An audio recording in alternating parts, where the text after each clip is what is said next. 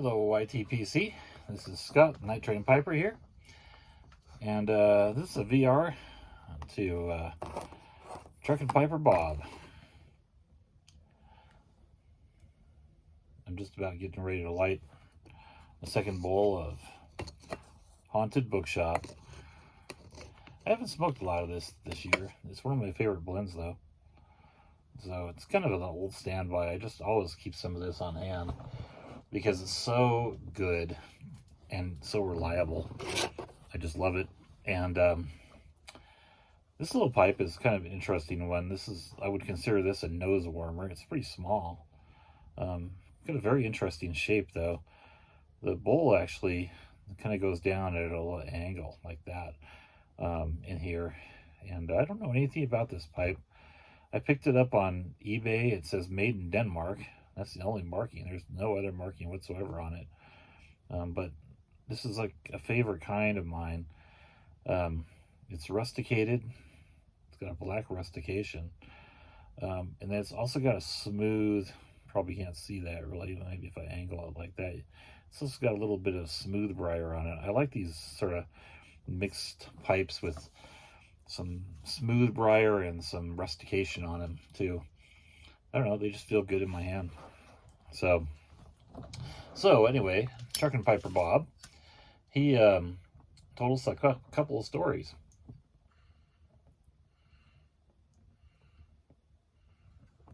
About big cats that he saw, mysterious big cats in his case. And so I thought I'd go into a couple of stories about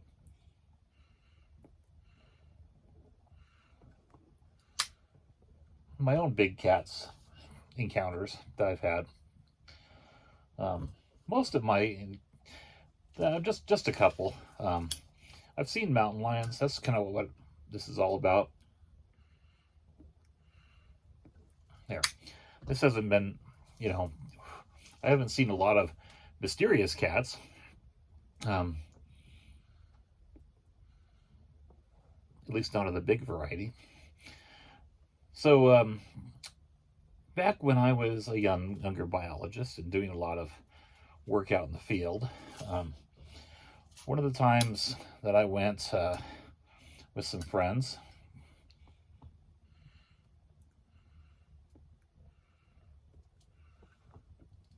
to the mountains east of San Diego, kind of in the desert, going out down into the desert, that side of the mountains.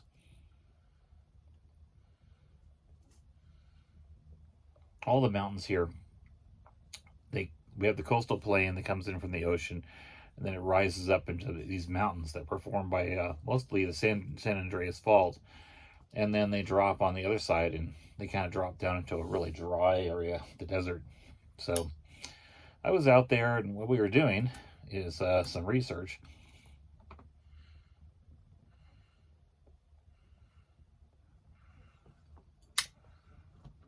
on jackrabbits in particular. I was working with the San Diego Natural History Museum. So it was actually a multi-pronged trip. We were out all night. So we went there to this remote area during the afternoon, I think.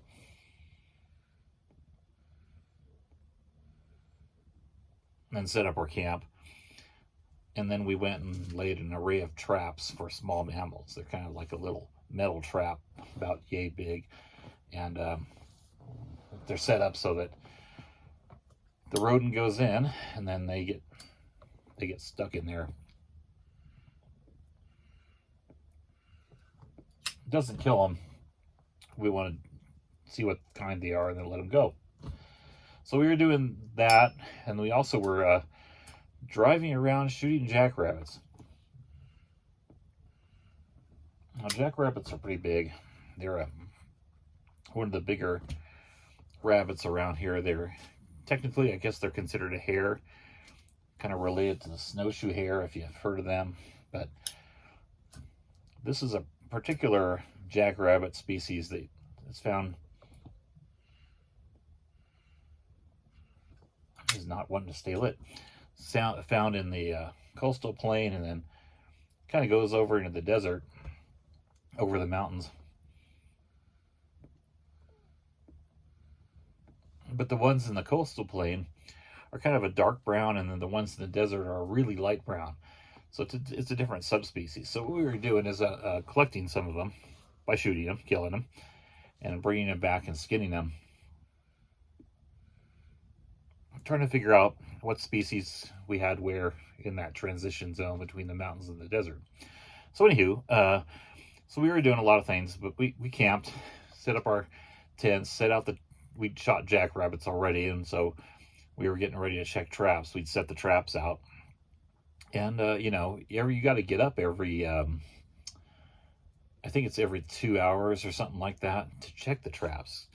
You just kind of set them out, then you get in your tent, and you try to sleep for a couple hours, then you get up and you go check the traps. Then you go back and you go to sleep for a couple hours, then you get up and go check the traps again. So basically, you don't get much sleep. And at the end of as the sun was setting, we were kind of getting ready to set up our camp. And we looked up in the mountains. There was a spring up there we knew of. And we actually caught a glimpse of a mountain lion up there. And a really fleeting glimpse. But they're pretty easy to spot. They're brown. And they have the typical cat look, but they have long tail. And it's the only large cat with a long tail around here. You see some bobcats too around here. They get pretty big. I've had them here at my house. And but you can tell they're not a mountain lion because of the short little tail. They have a little bobbed tail. So anywho, we were out there and camping. I think it was probably 2 a.m., 3 a.m. or something. And we'd done already a couple of trap checks. And we're just sitting in the tent. Suddenly we hear a strange sound. And it was kind of in the distance. Kind of I don't know, like a cry. Like a bird or we didn't know what it was. And then we heard some crashing, just a little bit. It wasn't really loud. It was kind of just like sticks smashing together. We're just in the tent. And then we heard growling. And the growling was quite loud. Sounded like it was pretty close to the tent. So none of us wanted to go outside and check. We all knew what it was at that point. And it was kind of similar to what you get with the house cat when they get sort of really perturbed at you. So yeah, and it seemed to go around our tent, and the growling was there. So we think it was probably one of those cats that was way up by the spring that came down, and just we were in its territory.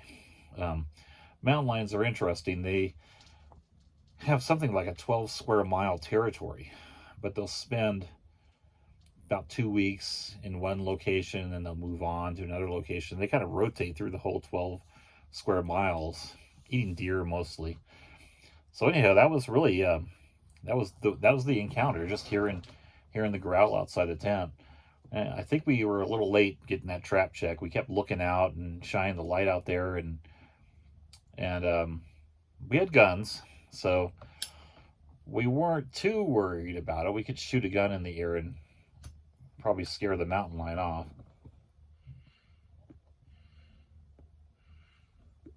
We may have done that. I don't know. The guy I was with, one of my good friends, his name's Bob, and he was former Vietnam. He's a Vietnam vet, so he was pretty handy with a rifle, actually. He was shooting those jackrabbits earlier in the day like nobody's business. Moving car, moving jackrabbit, and he was pegging them. So, so yeah, that was a pretty close encounter with a mountain lion. And I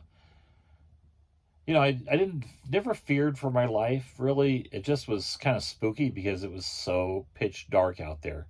I mean, you hear the growl, and you don't know what the guy's going to do. Okay, you didn't know. There was some fear, but I was with friends, and so I guess I wasn't too worried about it. But I was pretty young too, and it was my first encounter with anything like that.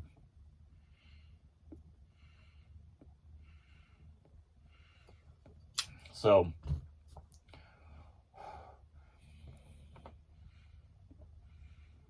yeah, it was kind of neat though.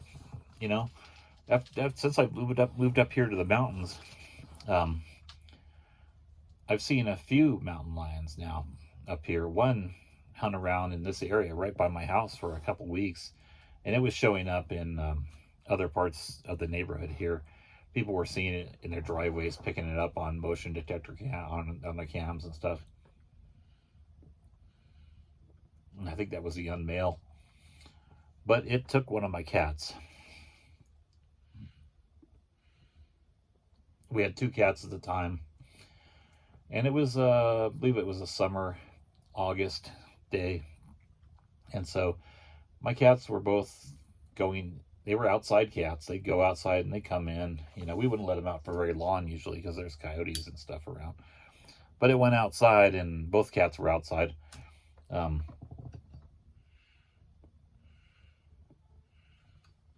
and my daughter's cat was the one that got taken. It actually got chased by the mountain lion. She saw it get taken away. They tried to get in the house too. Came up to her window and banged on the window. At the lion got it, took it away. So it was pretty sad.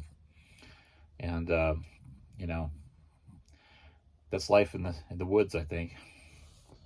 I had another friend who had a mountain lion eat their dog in the front yard. That was pretty terrible. But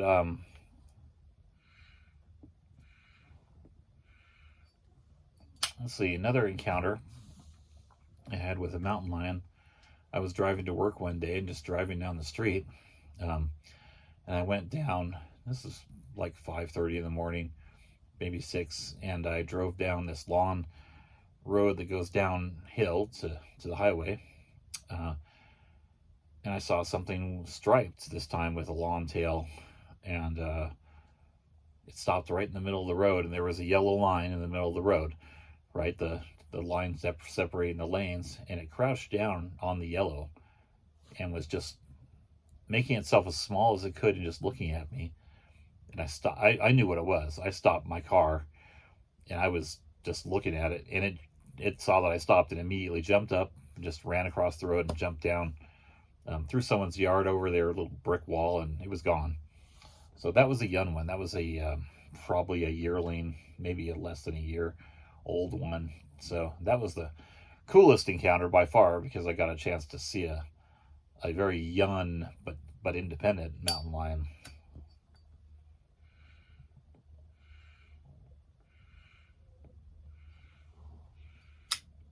So yeah, that's it, I guess. Um, there's a lot of them in them there woods up here where I live, so they're kind of part of life. But I'm always happy not to see them, or because usually if you see them, that means they've decided that they can challenge you at least. Um, what you're supposed to do if you see a mountain lion is make yourself look big. Basically fight, get ready to fight, make yourself look threatening and big, and theoretically it'll run away. There's been several people attacked by mountain lions in this area and in other mountains nearby. I knew a biologist, her name was Iris, and she was attacked and killed by a mountain lion. She's a botanist, and she actually was out there. I think it was, yeah, it had to be broad daylight, but she was alone, and she was crouched down looking at a plant, and the lion just came and got her.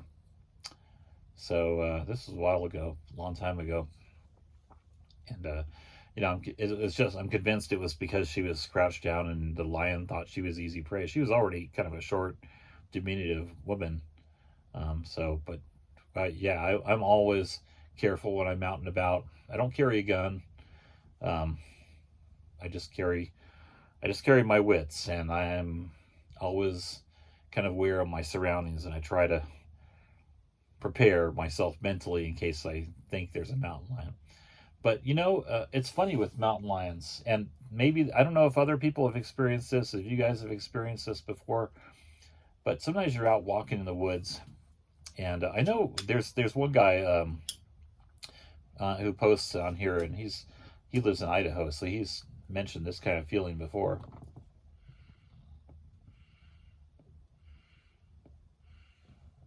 But sometimes you get the remarkable feeling that you're being watched. And I've gotten that a couple of times. And I'm pretty sure when I get that feeling that I am being watched.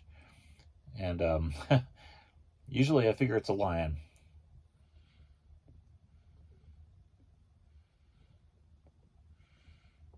Whenever that's happened to me, I usually don't keep going into a more and more isolated area. I usually turn around and just kind of walk, try to make myself look as big as possible, and sometimes I'll pick up a rock or a stick or something. So, haven't been attacked yet. Knock on some wood, knock on some briar. So that's it. Those are my cat stories, my big cat stories. There's been a few, I've seen a few other cats around and stuff. As a biologist, I just really like to see them. So I'm happy to see any wildlife when I'm out and about. I feel like I know about them enough to scare them away, or at least be prepared in the event of them being aggressive. So, anywho, that's it for me for my VR. Probably went on way too long there and rambled too much. But thank you for watching. If you made it this far, you get a gold star. I'm going to leave you with a short video that I took this afternoon of Green Valley Lake. I did a little video about Green Valley Lake a couple of months ago. I was there today, and it's iced over, and there's snow everywhere. So enjoy that video, and thank you for watching. I hope to talk to you all very soon, and look forward to each and every one of you, your videos, you video makers, and thank you for everybody else that supports my channel. Bye-bye now. All right, here's a little video of Green Valley Lake. I just spotlighted this lake earlier. This is half frozen today. Lots of snow around it, so it has changed a bit. Down below the dam, pretty far down there. So, but yeah, it's a nice balmy day today. Probably, I don't know, maybe in the 30s Fahrenheit. It's nice though.